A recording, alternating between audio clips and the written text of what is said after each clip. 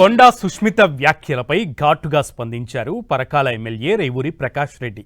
తన స్థాయిని తగ్గించుకుని మాట్లాడనంటూ స్పష్టం చేశారు.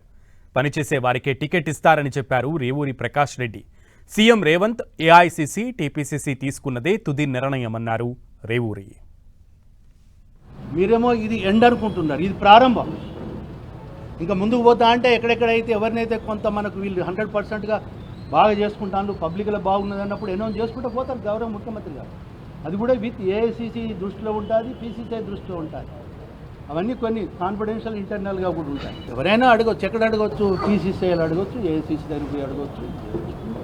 రోడ్ల మీద ఎక్కువ మాట్లాడే వాళ్ళు కాంగ్రెస్ కార్యకర్తలు ఎవరు అట్లా మాట్లాడరు. నా మీద కామెంట్ చేసిన దానికైతే నేను ఒకటే చెప్పదలుచుకున్నాను, ఎవరి విజ్ఞతతో వాళ్ళకే వదిలిపెడుతున్నా. I don't want to be comment అన్న. కొన్నిటికి ప్రియారిటీ ఇవ్వాలి, ఎందుకంటే నా స్థాయి నేను తగ్గించుకోను. ఇప్పుడు పాలిటిక్స్లో ఎట్లుంటుందంటే, ఒక మనిషి ఈక్వలైజ్ కావాలంటే ఈ స్థాయికి రావాలి అని అంటే డెవలప్మెంట్ తోటైనా రావాలి, లేకుంటే ఇంకో రకంగా రావాలి.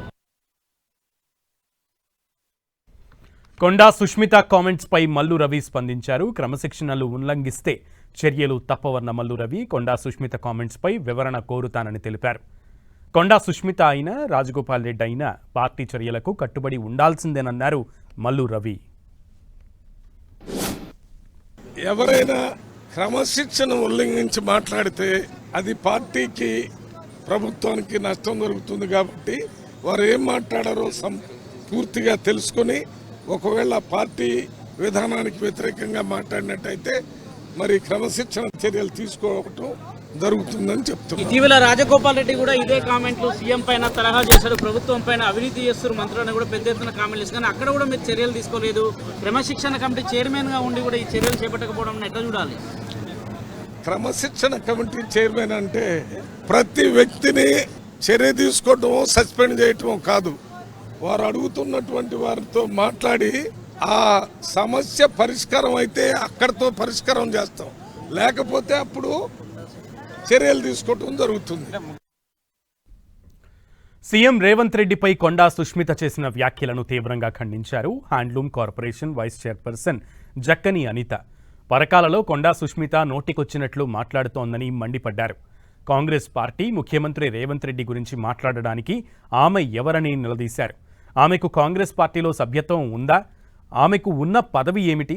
కాంగ్రెస్ టికెట్ల గురించి చెప్పడానికి సుష్మితకున్న అర్హత ఏంటి అని ప్రశ్నల వర్షం కురిపించారు జక్కని అనిత. పరకాలలో కొండా సుష్మిత నోటికొచ్చినట్టు మాట్లాడుతుంది. అసలు ఆమెకి మెంబర్షిప్ ఉందా అని అడుగుతున్నా. కాంగ్రెస్ పార్టీలో ఏదైనా పదవి తీసుకొని తను వర్క్ చేసిందా?